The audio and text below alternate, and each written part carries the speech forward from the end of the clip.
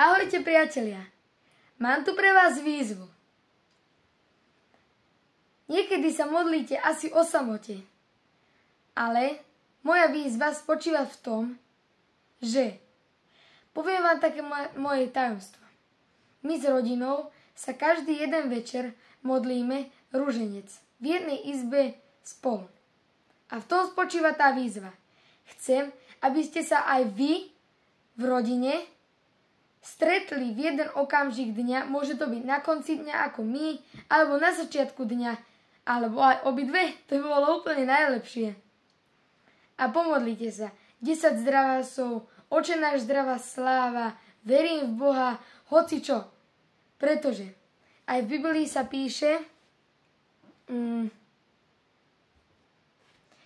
a zase vám hovorím, ak budú dvaja z vás na zemi jednomyselne prosiť o čokoľvek, dostanú to od môjho Otca, ktorý je na nebesiach. Lebo kde sú dvaja alebo traja zhromaždení v mojom mene, tam som ja medzi nimi. Takže, keď sa budete celá rodina modliť spolu, vzývať jedného Pána Boha, tak on vás vyslyší.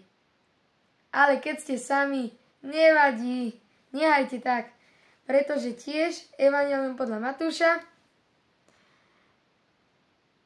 tu. Ale keď sa ty ideš modliť, vodi do svojej izby, zatvoj za sebou dvere a modli sa k svojmu otcovi, ktorý je v skrytosti. A tvoj otec ťa odmení, lebo on vidí aj v skrytosti. On nás vidí, nebojte sa.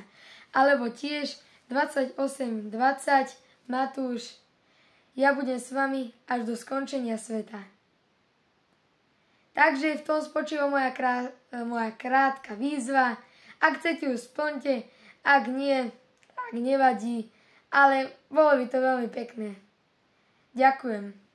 Ahojte, s Pánom Bohom.